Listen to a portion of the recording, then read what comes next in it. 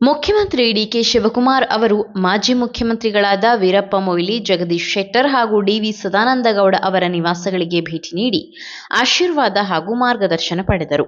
ಸಾಲು ಸಾಲು ಸಭೆಯ ಬಳಿಕ ಮಾಧ್ಯಮಗಳೊಂದಿಗೆ ಮಾತನಾಡಿದ ಸಿಎಂ ಡಿಕೆ ಶಿವಕುಮಾರ್, ರಾಜ್ಯದ ಅಭಿವೃದ್ಧಿ ಮತ್ತು ಜನಹಿತದ ದೃಷ್ಟಿಯಿಂದ ಹಿರಿಯ ನಾಯಕರ ಅನುಭವ ಹಾಗೂ ಸಲಹೆ ಪಡೆಯುವುದು ಅಗತ್ಯ ಎಂದು ಹೇಳಿದ್ದಾರೆ. ರಾಜ್ಯಕ್ಕೆ ಸೇವೆ ಸಲ್ಲಿಸಿದ ಎಲ್ಲ ಮಾಜಿ ಮುಖ್ಯಮಂತ್ರಿಗಳಿಗೂ ಗೌರವ ಸಲ್ಲಿಸಬೇಕು. ಸದಾನಂದಗೌಡ ಅವರು ಸಕಾಲ ಯೋಜನೆಯಂತಹ ಜನಪರ ಕಾರ್ಯಕ್ರಮಗಳನ್ನು ಜಾರಿಗೆ ತಂದಿದ್ದಾರೆ. ಪ್ರತಿಯೊಬ್ಬ ನಾಯಕರು ರಾಜ್ಯದ ಹಿತಕ್ಕಾಗಿ ಮಹತ್ವದ ನಿರ್ಧಾರಗಳನ್ನು ಕೈಗೊಂಡಿದ್ದಾರೆ. ಅವರ ಅನುಭವ ಮತ್ತು ಮಾರ್ಗದರ್ಶನ ಪಡೆಯುವ ಉದ್ದೇಶದಿಂದಲೇ ಅವರನ್ನ ಭೇಟಿ ಮಾಡುತ್ತಿದ್ದೇನೆ ಎಂದು ತಿಳಿಸಿದರು. ಮಾಜಿ ಮುಖ್ಯಮಂತ್ರಿ ಬಸವರಾಜ ಬೊಮ್ಮಾಯಿ ಅವರನ್ನ ಕೂಡ ಭೇಟಿ ಮಾಡಿರುವುದಾಗಿ ಹೇಳಿದ ಅವರು, ಸಮಯ ದೊರೆತರೆ ಕೇಂದ್ರ ಸಚಿವ ಎಚ್.ಡಿ. ಕುಮಾರಸ್ವಾಮಿ ಅವರನ್ನು ಭೇಟಿ ಮಾಡುವುದಾಗಿ ಹೇಳಿದ್ದಾರೆ.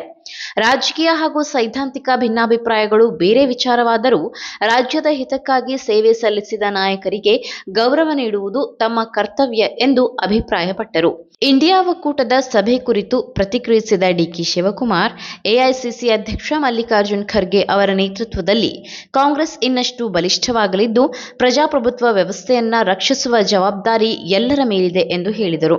ಪಕ್ಷಾತೀತವಾಗಿ ಹಿರಿಯ ನಾಯಕರನ್ನ ಭೇಟಿ ಮಾಡಿ ಅವರ ಅನುಭವದ ಸಲಹೆ ಪಡೆಯುತ್ತಿರುವ ಮುಖ್ಯಮಂತ್ರಿ ಡಿಕೆ ಶಿವಕುಮಾರ್ ಅವರ ನಡೆ ರಾಜಕೀಯ ವಲಯದಲ್ಲಿ ವಿಶೇಷ ಗಮನ ಸೆಳೆಯುತ್ತಿದೆ.